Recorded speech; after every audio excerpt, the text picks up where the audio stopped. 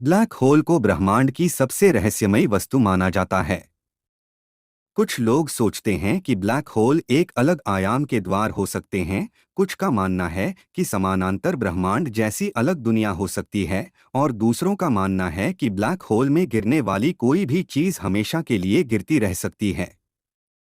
लेकिन बहुत कम लोग ब्लैक होल के पीछे की फिजिक्स को समझने की कोशिश करते हैं।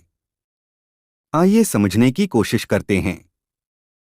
यह एक सच्चाई है कि ब्लैक होल के पास समय धीमा हो जाता है। यदि आप समय के सापेक्षता या special theory of relativity of time के सिद्धांत को समझ चुके हैं, तो आप जान सकते हैं कि बड़े द्रव्यमान वाली वस्तुएं ब्रह्मांड में स्पेस टाइम को बैंड कर देती हैं। ब्लैक होल के पास स्पेस टाइम इतना अधिक बैंड हो जाता है कि ब्लैक होल के क्षितिज या इवेंट होराइजन पर समय लगभग रुक जाता है। जब एक व्यक्ति दूर से ब्लैक होल को देखता है तो नोटिस करता है कि ब्लैक होल के पास समय धीमा हो गया है।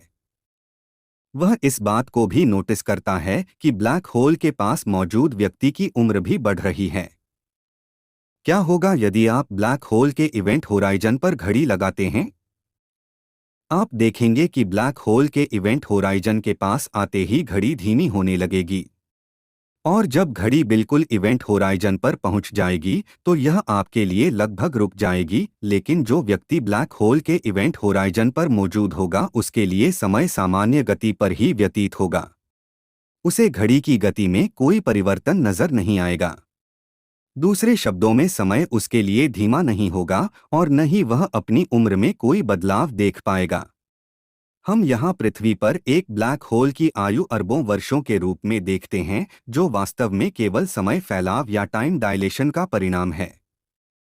आइए एक उदाहरण की मदद से इस परिदृश्य को समझने की कोशिश करते हैं। मान लीजिए कि आप एक पर्यवेक्षक या ऑब्जर्वर के रूप में एक सुपरनोवा तारे के अंदर हैं।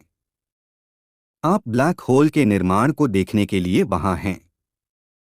यहाँ आप एक बड़े तारे के सुपरनोवा में जाने से लेकर उसके ब्लैक होल में बदलने तक की सारी प्रक्रिया देखेंगे। आप देखेंगे कि तारे में विस्फोट से लेकर ब्लैक होल के बनने और यहाँ तक कि ब्लैक होल के वाष्पीकरण तक की सारी प्रक्रिया, सब कुछ केवल कुछ सेकंड के भीतर ही हो जाता है। लेकिन आप अंदर से ब्रह्मांड को पूरी तरह से अलग तरीके से देखेंगे। आप कुछ पलों में ही आकाशगंगाएं बनते और नष्ट होते हुए देखेंगे। उन कुछ सेकंड के भीतर ब्रह्मांड पूरी तरह से बदल जाएगा, क्योंकि कई वस्तुएं बनती और नष्ट होती रहेंगी। हमारे दृष्टिकोण से ब्लैक होल वे वस्तुएं हैं जो अरबों वर्षों तक जीवित रहती हैं, लेकिन ब्लैक होल के अंदर से महसूस करने पर ब्लैक होल वास्तव में कुछ सेकंड के भीतर बनता है और वाष्पित होकर नष्ट भी हो जाता है। हम कह सकते हैं कि ब्लैक होल और कुछ नहीं बल्कि सुपरनोवा तारे हैं जो समय में फ्रीज हो गए हैं।